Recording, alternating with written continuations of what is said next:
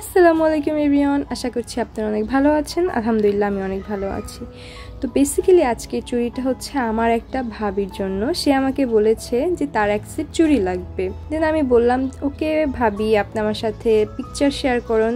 Then she just said তুমি তোমার মতো করে বানিয়ে দাও।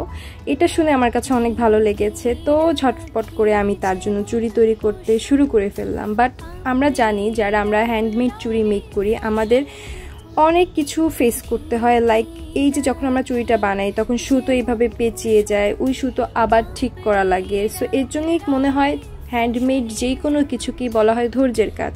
সে জাস্ট আমাকে বলেছে তার চুড়িটা যেন ঝুনঝুনি থাকে আর হচ্ছে সিম্পলের মধ্যে গর্জিয়াস থাকে। অ্যাগেইন সুতো এখানে গিট্টো লেগে গিয়েছে। যাক, এটা আমাদের নিত্যদিনের কাজ।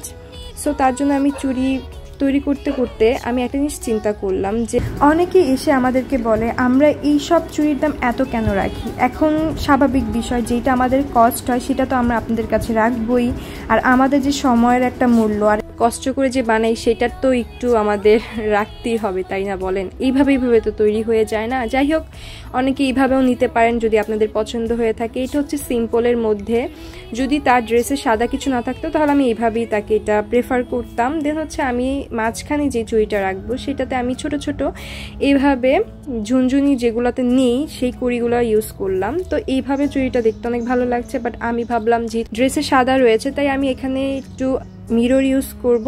আমি চিন্তা করলাম মিররের সাথে সাদা কি দেওয়া যায়। আমি ফার্স্টে ভেবেছিলাম সাদা গোল গোল করে মিররের কভার করে দিব, বাট পরে ভাবলাম যে না, আমি একটু লতা লতা টাইপেরও করতে পারি, দেখতে আরও এক্সপেন্সিভ আর গর্জিয়াস লাগবে।